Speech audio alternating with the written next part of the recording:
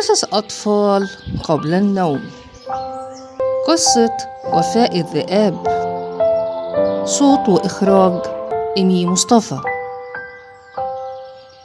كان يا مكان كان في ست عجوزة اسمها رحمة عايشة لوحدها بعد ما أولادها اتجوزوا وعاشوا في مكان بعيد عنها.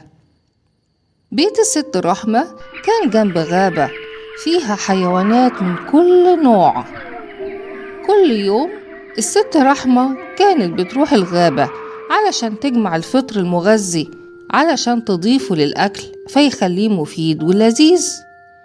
وبالليل يا إما تقعد تقرأ في كتاب مسلي أو تعمل ملابس من التريكو تقدمها هدايا لأحفادها لما ييجوا يزوروها.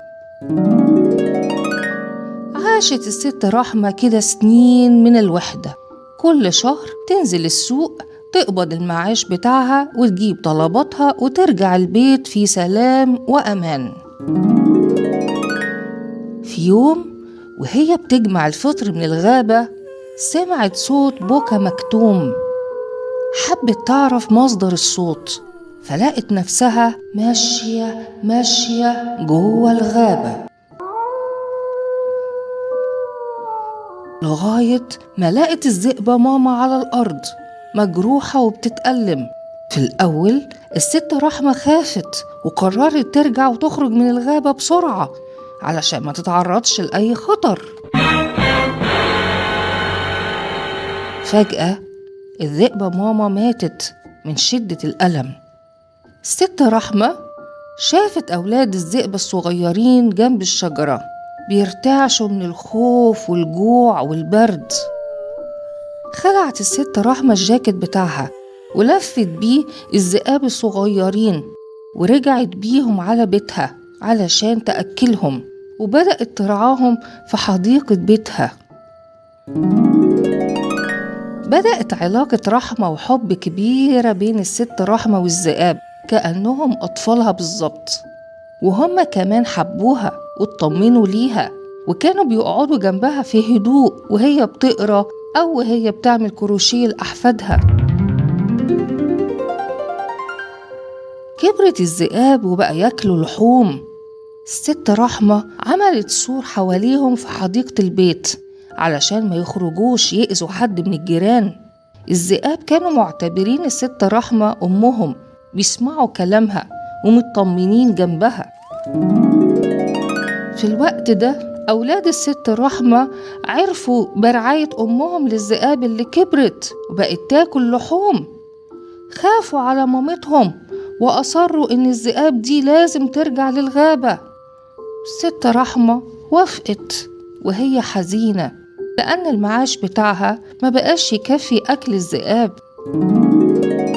الست رحمة أخدت الذئاب ودخلت بيهم الغابة وودعتهم هناك ورجعت بيتها حزينة على فراقهم. كانت نسيت الوحدة وهم معاها مونسينها. رجعت وحيدة مرة تانية. في يوم راحت الست رحمة السوق وقبضت المعاش واشترت حاجاتها ورجعت بيتها وهي قاعدة حزينة على فراق أطفالها الذئاب. دخل حرامي بشويش ضربها على دماغها خلاها يغمى عليها.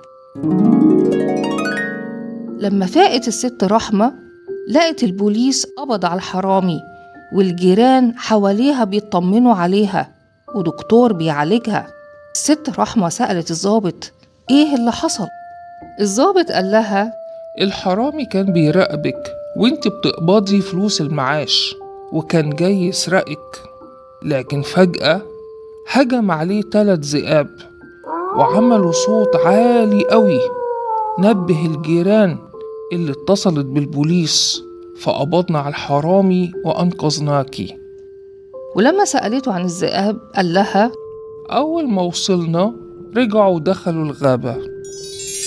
عرفت الست رحمة إن الذئاب ال3 أكيد أطفالها اللي راعتهم وهم صغيرين كانوا بيحرسوا بيتها وما نسيوش طيبة قلبها وحنانها عليهم.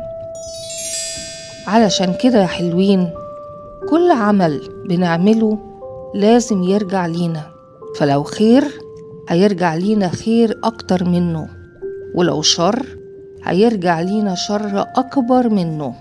فدايما دايما نختار الخير والرحمة علشان يرجع لينا خير وسعادة وسرور. ولغاية هنا الحدوتة خلصت، حلوة مش ملتوتة، وتصبحوا على خير يا حلوين.